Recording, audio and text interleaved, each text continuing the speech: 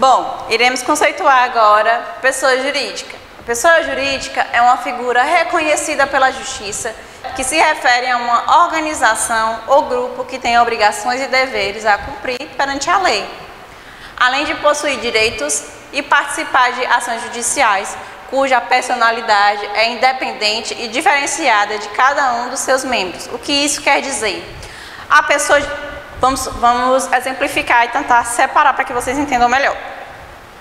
Existem as pessoas físicas, por exemplo, eu sou uma pessoa física, Amanda tem um CPF. A pessoa jurídica, ela é formada geralmente por sócio ou por uma pessoa que tem um capital integralizado, no caso da Ireli, né?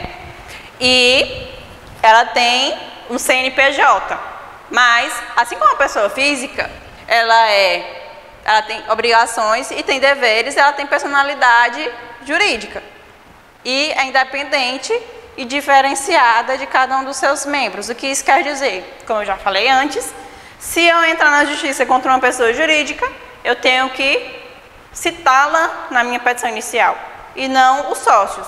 Os sócios são meros representantes daquela pessoa jurídica, pois ela tem personalidade independente. Dessa forma, pessoas jurídicas são associações, corporações e fundações constituídas de maneira legal, tanto no campo civil como no campo mercantil ou industrial. Para que uma pessoa jurídica seja constituída, deve existir um trâmite administrativo em forma de inscrição em algum registro público, de maneira que possa comprovar com eficácia a existência de pessoas físicas e dos órgãos que regem sua atividade. Isto é realizado através de um ato jurídico chamado Constituição. A constituição de uma empresa se dá através, no caso das sociedades, né, por meio do contrato social, no caso do empresário individual, por exemplo, por meio do requerimento de empresário, e no caso das sociedades anônimas, por meio dos estatutos, né? Nas responsabilidades.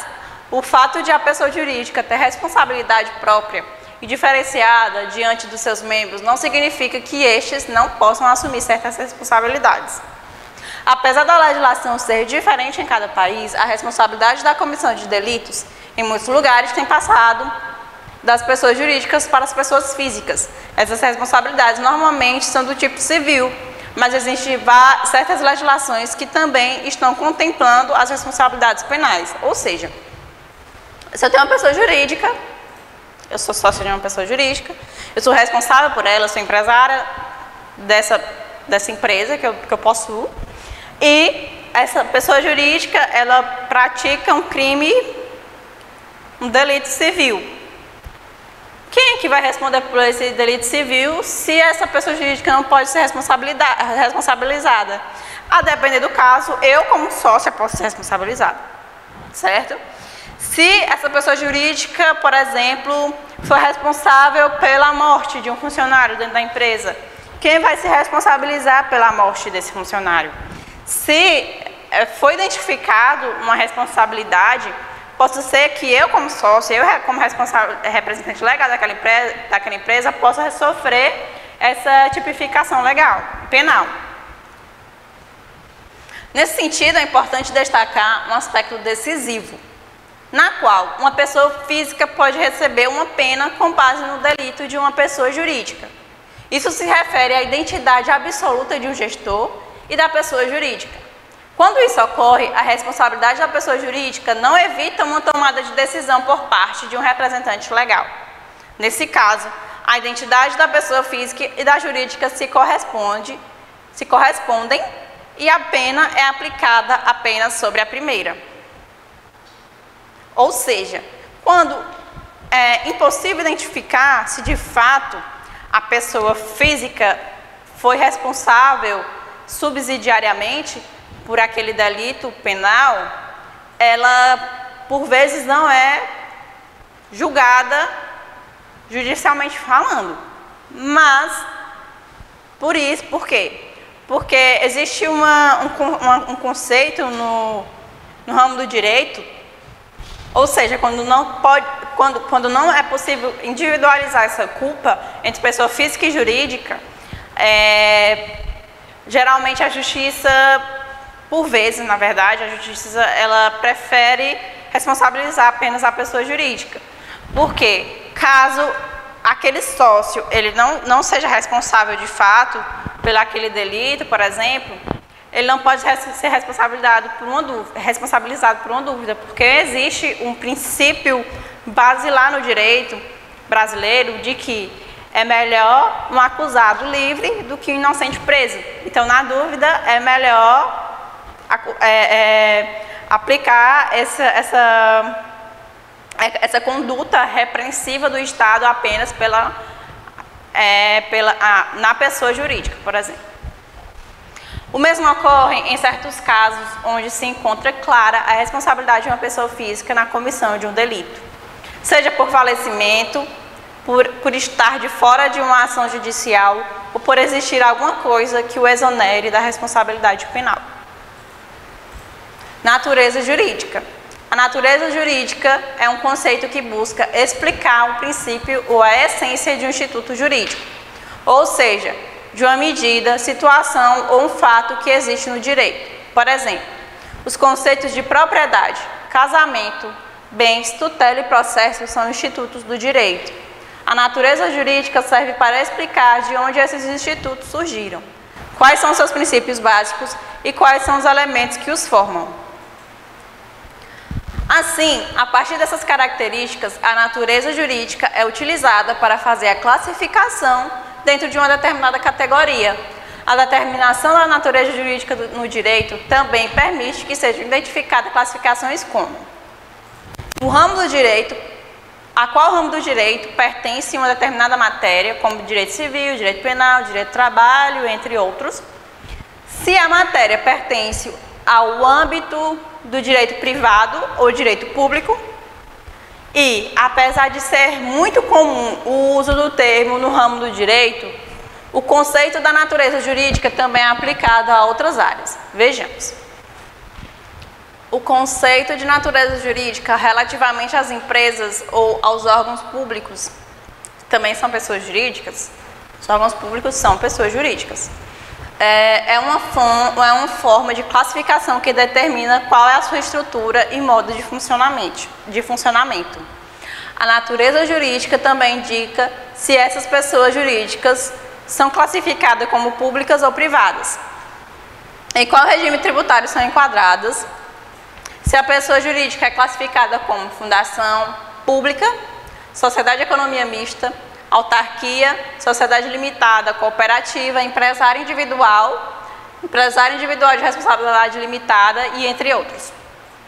Requisitos para a constituição de uma pessoa jurídica. De direito privado, a vontade humana criadora, que é a vontade de pessoa de associar-se, ou de uma única pessoa de integralizar um determinado capital social para formar uma empresa. Elaboração de um ato constitutivo, seja ele um estatuto ou um contrato social. O registro desse ato no órgão competente, que geralmente é a junta comercial. A liceidade dos seus objetivos, ou seja, que sejam objetivos lícitos. Se eu tenho um objetivo de formar uma empresa para cometer crimes, isso não pode ser considerado uma pessoa jurídica, e sim uma organização criminosa. Direito público. Regidas pelo direito público e não pelo Código Civil. A lei e o ato administrativo, fatos históricos e tratados internacionais. Certas pessoas jurídicas, por estarem ligadas a interesses de ordem coletiva, ainda dependem de prévia autorização ou aprovação do governo federal, quais sejam essas empresas estrangeiras, as agências de seguros, a Sociedade de Exploração de Energia Elétrica e Riquezas Minerais. Por que essas empresas necessitam da autorização do governo federal para a exploração, por exemplo, de energia, de riquezas minerais? Porque essa energia, essa riqueza mineral é considerada patrimônio nacional. Então, para que essa empresa ela possa explorar esse tipo de bem, é necessário que o governo ele autorize e analise se ela está apta e se ela cumpre todos os requisitos necessários para poder realizar esse tipo de exploração, certo? Consoante o artigo 45 do Código Civil, começa a existência legal das pessoas jurídicas de direito privado com a inscrição do ato constitutivo no respectivo registro, concedida, quando necessário, de autorização ou aprovação do Poder Executivo, averbando-se no registro todas as alterações por que passar o ato constitutivo. Ou seja, quando eu falo de pessoas jurídicas de direito privado, eu estou falando de empresas privadas que é formada por sócios, que são pessoas particulares, que não são pessoas que são, por exemplo, representantes do governo. Quando eu falo de pessoa jurídica de direito público, eu estou falando de uma prefeitura. Uma prefeitura é uma pessoa jurídica de direito público. Uma fundação pública é uma pessoa jurídica de direito público. Uma secretaria municipal, estadual, é uma pessoa jurídica de direito público. Então, a partir do momento que você se depara com uma entidade pública que presta serviços públicos, que esteja atrelada a esses entes federais, estaduais ou municipais, geralmente ela é uma pessoa jurídica de direito público. Agora, quando se trata de empresas privadas que prestam serviços ou bens para particulares e são formadas por sociedades, por sócios particulares também, são pessoas jurídicas de direito privado, ok? Preceito o artigo 46, o registro declarará a denominação, os fins, a sede, o tempo de duração e o fundo social, quando houver, o nome e a individualização dos fundadores ou instituidores e dos diretores, o modo por que se administra e representa, ativa e passivamente, judicial e extrajudicialmente,